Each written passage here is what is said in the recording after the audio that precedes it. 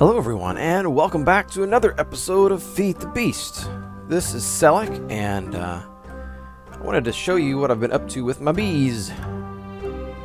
I have been making a little bit of progress. Thank you to Generic Bees Bee Academy. Very, very helpful. If you want to get into bees and you have no clue, go check out Generic Bees Bee Academy. It's distilled, it's a very concentrated short video packed with a lot of bee vitamins. No, packed with a lot of information about bees. And so if you want to get started, this is a sort of a offshoot of what he was doing. He talks about the basics of bees, but then he talks about sort of the direction you want to head initially as quickly as possible. So I'll tell you basically in summary what he says. You can take, you go around all over your world and you could grab bees. There's the meadows, forest, marbled, marshy, blah, blah, blah. There's a ton of them. And he shows you how to crossbreed those to head in the direction that you want to head, which is to get the alveary. The alveary, as you see here, these are the different bricks for the alveary. The alveary allows for a lot more control breeding-wise. You can have different types of bees in an unnatural environment, but yet make them feel at home with the different modifications you can give. You can help mutate them. There's all kinds of things you can do with them. And this is sort of a little bit of a version of what he had. I need to get some of the apiarist pipes. But I don't have those because I can't get, I don't have the type of bees to get the propolis yet. So I'm gonna be doing that soon. But the goal is what you do is you take hive bees that you find around and you crossbreed those, and it gives you, here they are, commons. So then you take commons with hives, and then it takes you up to cultivated, and I have one of those, I believe. There it is, cultivated, and then you can take those and you keep going up, and the ultimate goal as far as to get to the alveary stage is to get imperial and industrious bees. And I'm not going to go into detail on it. You go check out his video. I'll put a link in the description. It's super helpful. The one mistake that I made, I wish I would not have done it, is I went around gathering a bunch of hive bees. Then I just started crossbreeding them, and so I have all of these crossbreeded bees that I don't think are as useful when you are trying to go up the chain. I'll still be using them as best I can. I'm going to have to analyze all of them. That's one of the things that you don't have to do. When you get a meadows, you know that it's a meadows. That doesn't make sense. If it doesn't make sense to you, it's just it'll make sense once you start getting into it. Basically, it's purebred, and you know what you have, and so you don't have to analyze it. So anyways, that's, and analyzing it costs this honey drops, and that can get a little expensive. How many do I have in here now? See, I have just 10 left. So anyways, but I feel like I'm making good progress. I've recovered a bit, and yeah. So let me show you what else I've been up to over here. Yeah, I'll show you the state of the enchanting room. I'm very pleased with it. Thank you very much, Seth, for your tips and your images. Definitely helpful. This was that was definitely inspirational to doing this. It's a simple design. It's not too crazy. It's just a simple. I went ahead and got birch slabs, and I went back to, there's someone else that gave the tip in the comments, and I'm sorry I forgot your name. But what he said was light it up, and there won't be the lighting glitches that you have there. And so that's what I did. I lit up everything is one block lower, and there's a torch under every block in here. Also in here there are torches. These are also the half slabs, and there are torches back in here. These are actually the regular slabs here, because I was getting some sort of weird lighting glitch. Now the ceiling, I like the design. I really do. It's simple, but the glowstone lamps seem to be sort of muted to me. And I don't know if that's just the lighting, the way the lighting works here, but it's a simple design. I don't know that I'm totally done with it. Let's see what I can do with that. may be interesting. So let me do this while I'm talking, and then we can take a look at it. So, you know, I think the goal I was going for here is functional, warm, inviting. I don't know. And I think I've achieved that. I might want to put some more color in. I was trying some different types of... Whoa, no. I liked it better when it was on the floor. But I don't know. Maybe we'll put it in the ceiling. Oh. And I've been through about, man, 4 stacks of books with the turtles going. And I believe I have all of the, like, level 30 enchantments. Multiple times over, obviously. Some of these, like this one, I think it's, like, unlucky that I actually got Fire Protection 2. Because it's not a very good enchant to begin with. And I have 13 Fire Protection 3s.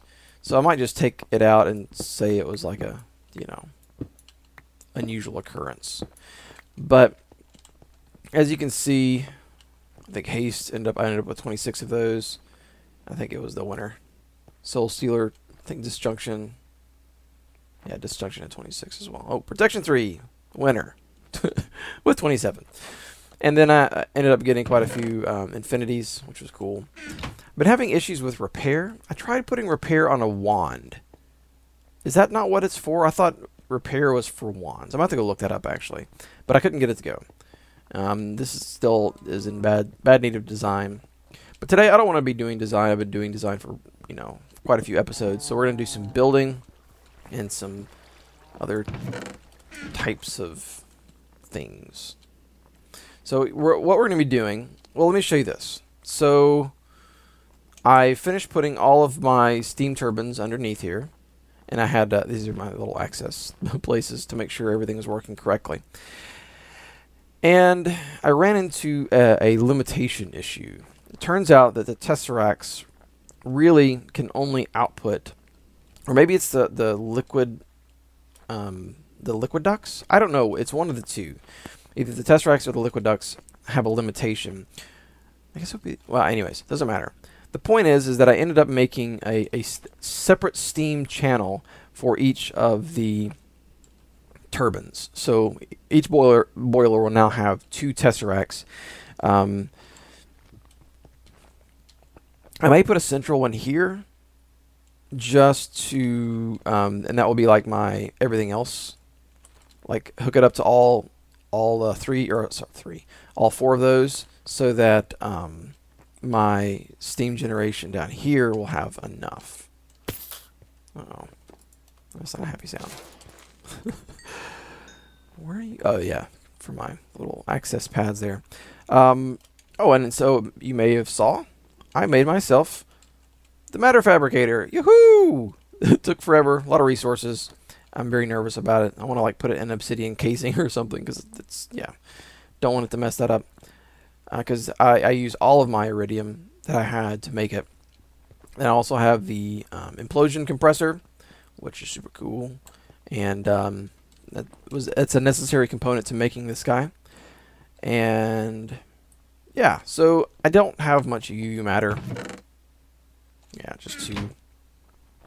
But so basically the way the math works out is each of these put out 100 EU per tick. That's 600 EU per tick.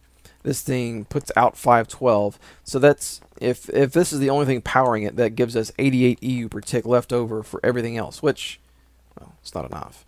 So today what we're going to be doing is working on this guy. This is I had it, well, you can still see the remnants here. I moved it down. This is going to be where our liquid steam boilers will be processing steam. So we're going to get a whole, you're going to get, I think, a total of 1,200 potential EU per tick, which will power this guy a little bit faster. This thing can take up to 8,000. What can I touch it with? Meat. Okay. So it doesn't say, I don't believe, but it's like, I think a little over 8,000 EU per tick, which I don't know that we're going to be able to produce here unless I get into nuclear. And, you know, I don't know that I want to do that. At least not right now. I might later. I'm not going to rule anything out. But yeah, let me go ahead. I'm gonna sort of set this guy up, and then I'll just get the island sort of going, and then I will we'll come back, cut back with the camera, and get it set up so that this thing can start pumping in biofuel into the steam boilers. So I'll gather my stuff, and I'll be right back. Well, it's not complete, as you can see, but we definitely have our starter platform here. And I believe I have my boilers. Let's see. We want this. Okay. So we're going to set it up similar to what we have up there, which means I believe it goes like this. 2, 3, 1, 2, 3, 1, 2, 3. 2, 3, 1, 2. Like that. Okay, and then we'll have a space in between. Right? And then this would have 1, 2, 3. Yeah, so that's right. So we're going to go ahead and set these guys up. And you know, I'm interested to know how I had originally had a liquid boiler, but I wasn't trying to do it on a sort of a massive scale. A liquid fueled steam boiler is what they're called. So I'm going to be interested to see how well it does. Am I building this too tall? 36, 9. No, that's right. Okay. It's 4 high. Here we go. Awesome. So yeah, we'll see how it performs. I've heard that it's pretty efficient. Of course, never really know how well things are going to keep up. Oops. Until you really start building them and testing them. So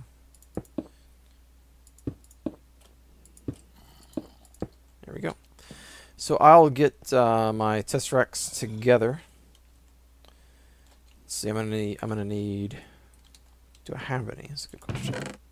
No. Okay, so I'm gonna need 1, 2, 3, 4. Well, I guess I'll just need 2 to start, right? I'll need a liquid. We're gonna have 2 liquids, so basically we'll probably have just 2 test racks sitting on top of each other. So I'll need a 1, 2 liquid test racks. So I will make those, and we'll set those up. Alrighty, we have the test racks in hand. And let's see how we want to go about doing this. So if I...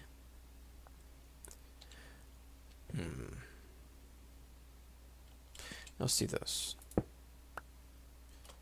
And we'll go 1, 2... Oops.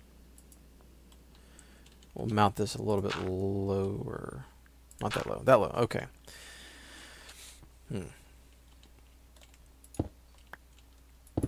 Oops.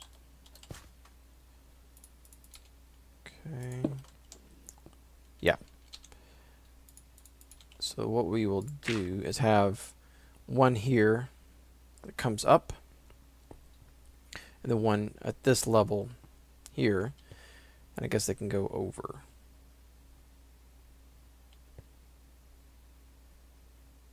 Yeah. Okay. We'll just see. We'll just do it. Okay. So then we have one. Guess I could do it like. Yeah, let's do this. So this will be replaced with, obviously, will be replaced with some stone at some point.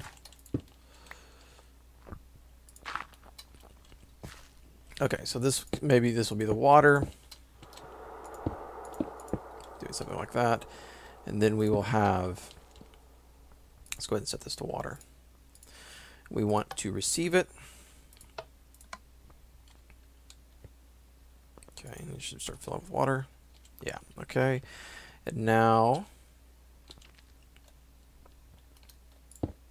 sweet. This will be biofuel.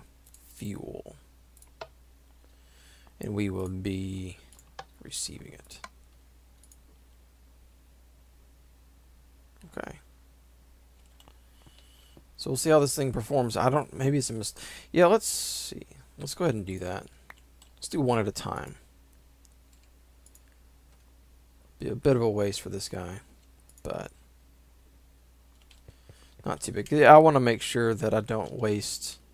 It'd be pretty bad to warm this thing up or get it going, and then I'm actually out and I can't sustain. Oh, hello, spiders. Sustain it in its current. Oops. I'm not making any sense.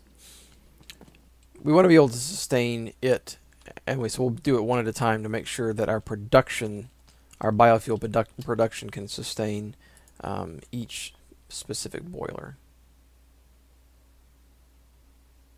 Well, that's pretty slow. It's so much slower than the charcoal. So let's see if we can figure this out here. Okay, we've got, let's just sort of guess a count here. 2, 3, 4, 5, 6, 8. Riveting video. We'll say 12. And is this producing 1,000? How often does it take? Okay, it takes a while. Whoa. Oh, it's going away. So is it 6 right now? So yeah, we can actually, we don't even have to count, we can just see. Yeah, so it's definitely depleting it. So it's going, it's at 52 something is what it went the last time it sucked some out. And it'll probably go down to 40 something. Yeah, 46. So yeah, we'll definitely just let it do its thing for a little bit. And concentrate on getting these guys optimized, I guess. So, well, let's go look at our steam boiler up here. This guy. How are you doing? How are you doing? Not good. Okay. Yeah. It's going to take a while. This is not... Man, it's really not producing at all. Why is that? Are we out? No. We're running. Just not... It's not... I totally lost the equilibrium. Yeah, Miss Chris putting in there. Well, I guess we'll just keep on keeping on, and hopefully soon it will... this will get to 1,000. Was it? It's almost at 1,000. And as soon as it's at 1,000, I think it should be able to put out enough to support this guy. If not, what I'll probably have to do is just shut this thing off completely. As a matter of fact, that's what I'm going to do. I'm going to shut it off completely, so that we'll only have 3, and then we'll let it build up, you know, maybe to 200. So it's going to take a number of hours, a lot of hours. So this will build up to 200 or so stacks, and then we will unleash it. And that way it will, I think, because if we don't do that, I think we're wasting fuel. If it can't continually cycle into it, the heat up time is just it's never gonna really work out too well. So, well, very cool. I was looking at this arrow, it looked like it was a black arrow. I was thinking, you know what, it would be pretty cool if they gave like arrow upgrades. You know, like you could have sharper arrows, or arrows that were meant for a specific monster, like a zombie arrow or something. I don't know. Be cool. So yeah, I'm feeling pretty good about this, the situation here. I'm hoping that it's going to be as efficient, or very efficient, and that we can maybe easily power all 4 of these from the production of this. These fermenters here, these 4 fermenters, and then we have, of course, the hidden away in here, the stills that are converting the biomass into biofuel. In upcoming episodes, maybe the next episode, I don't know, we'll see. I want to get my squeezer set up here, and then we're going to probably bring back the multi-farm, but on a smaller scale, and just for apples. And ultimately, that was, well, not ultimately, but at least partially, that's why I wanted to get the bees going, is because I wanted to do some tree breeding. And it's going pretty well. I have some cultivated now. I did my first cultivated crossbred with a common, so hopefully that will get us well on our way to getting our imperial and industrious bees. I'm thinking that I'm gonna have to just like either get another diamond chest and put all these as like throwaways. I don't know. We'll have to see. But you know, I think I'm feeling pretty good about the state of affairs around here. I feel like we're making good progress. So you know, I'm gonna go ahead and call it an end for the day. I been making quite a few longer episodes lately. I think I talked about it last episode, and yeah, so this one will be a little bit shorter. It'll be like 20-something minutes. So I hope you guys enjoyed that. A little bit maybe less intensive, but let me know what you think. Let me know what you think about this. If you have any tips, maybe a color addition, if you could think of something. I always appreciate your guys' input in that. And what is this? Oh, yeah, this was me trying to figure out how to maximize the inputs on these the fermenters here, which I'm gonna have to do in some future episode. But yeah, let me know what you guys are thinking, and appreciate your feedback. And I'll see you guys again next time.